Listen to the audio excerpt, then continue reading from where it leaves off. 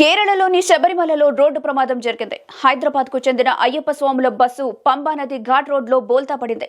ఈ ఘటనలో డ్రైవర్ రాజు అక్కడికక్కడే చనిపోయాడు. 8 మంది స్వాములకు తీవ్ర గాయాలయ్యాయి.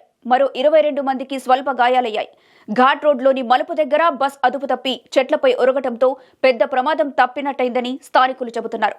ఘటనా స్థలానికి వచ్చిన పోలీసులు గాయాలైన వారిని కొట్టాయం మెడికల్ కాలేజ్ హాస్పిటల్కు తరలించారు. కేసు నమోదు చేసిన పోలీసులు దర్యాప్తు చేపట్టారు. ఇదిలా ఉంటే ఈ ఘటనపై కేంద్ర మంత్రి బండి సంజయ్ స్పందించారు.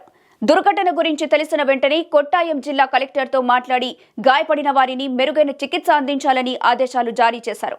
చికిత్స అనంతరం అయ్యప్ప స్వాములకు స్పెషల్ దర్శనం చేయించేలా ఏర్పాట్లు కూడా చేశారు.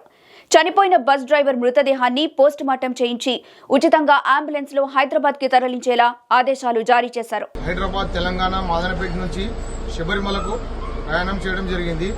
శబరిమల ఎర్మిల్ ధర్మశాస్త్ర దర్శనం చేసుకుని పంబాకు వెళ్లే దారిలో డ్రైవర్ నిర్లక్ష్యం వల్ల బస్సు అదుపు తప్పి చెట్లలోకి దూసుకెళ్లడం జరిగింది.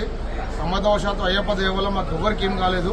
బస్సు చెట్ల మధ్యలో ఎక్కడం వల్ల అందరం అయ్యప్ప దయతో బ్రతికి బయటపడ్డాము.